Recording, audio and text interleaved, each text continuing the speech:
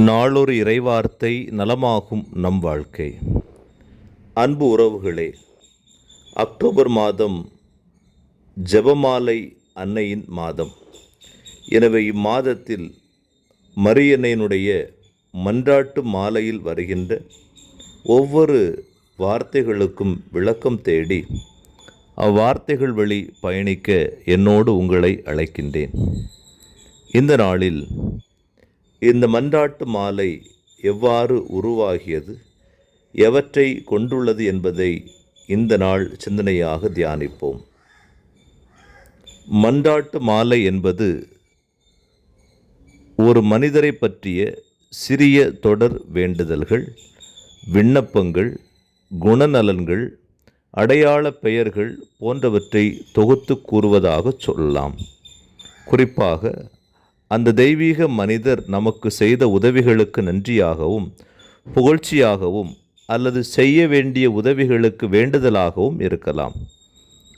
திருவிவிலியத்தில் திருப்பாடல்கள் 136 அந்த திருப்பாடல் முழுவதும் இத்தகைய தொடர் வேண்டுதலை இறைவனை பார்த்து வேண்டுவதாக அமைந்திருக்கிறது.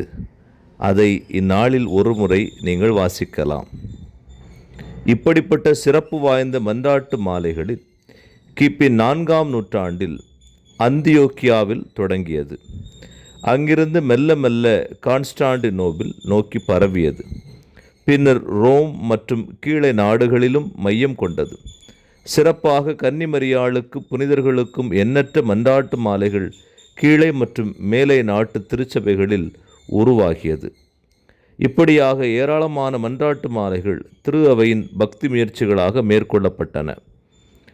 நமது கத்தோலிக்க திரு அவையானது அதிகாரப்பூர்வமாக ஒரு சில மன்றாட்டு மாலைகளுக்கு மட்டும் அனுமதி வழங்கியுள்ளது. அவை: இயேசுவின் திருப்பெயருக்கான மன்றாட்டு மாலை 1886ஆம் ஆண்டு அனுமதி வழங்கப்பட்டது. இயேசுவின் திரு இருதய மன்றாட்டு மாலை 1899ஆம் ஆண்டு அதிகாரப்பூர்வமாக அனுமதி வழங்கப்பட்டது. புனித சூசேப்பருடைய மன்றாட்டு மாலை 1909ஆம் ஆண்டு அனுமதி வழங்கப்பட்டது. இயேசுவின் திரு இரத்த மன்றாட்டு மாலை 1906ஆம் ஆண்டு வழங்கப்பட்டது. அனைத்து புனிதர்களுக்குரிய மன்றாட்டு மாலை மற்றும் அன்னை மரியாள் லொரேட்டோ மன்றாட்டு மாலை 1587ஆம் ஆண்டு அது ஏற்றுக்கொள்ளப்பட்டது நமது திரு அவையினால். எனவே மரியன்னைக்கு ஏராளமான மன்றாட்டு மாலைகள் இருக்கின்றன. ஆனால் அதிகாரப்பூர்வமாக திரு அவையினால், நம்முடைய திருச்சபையினால் அவற்றில் பலரும் ஏற்றுக்கொள்ளப்படவில்லை.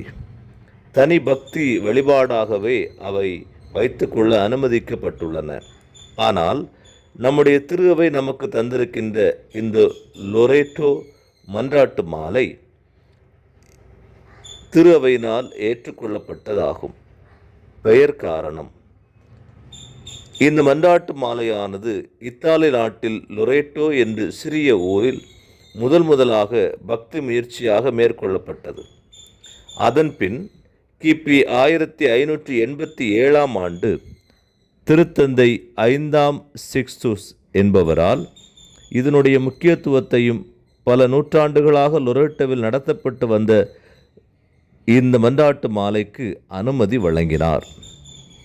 இன்று அகில உலகம் முழுவதும் இந்த மரியன்னையின் மன்றாட்டு மாலை பின்பற்றப்பட்டு வருகிறது. இந்த மன்றாட்டு மாலையில் மொத்தம் 51 தொடர் வேண்டுதல்கள் இருக்கின்றன. அத்தோடு அன்னையின் புனிதம், அன்னையின் கன்னிகை, அன்னையின் அரசி, அன்னை என்று போன்ற குணநலன்களை மெருகூட்ட பல இணைக்கப்பட்டுள்ளன. 1587ஆம் ஆண்டிற்கு பிறகு 7 தொடர் வேண்டுதல்கள் இதோடு இணைக்கப்பட்டுள்ளது.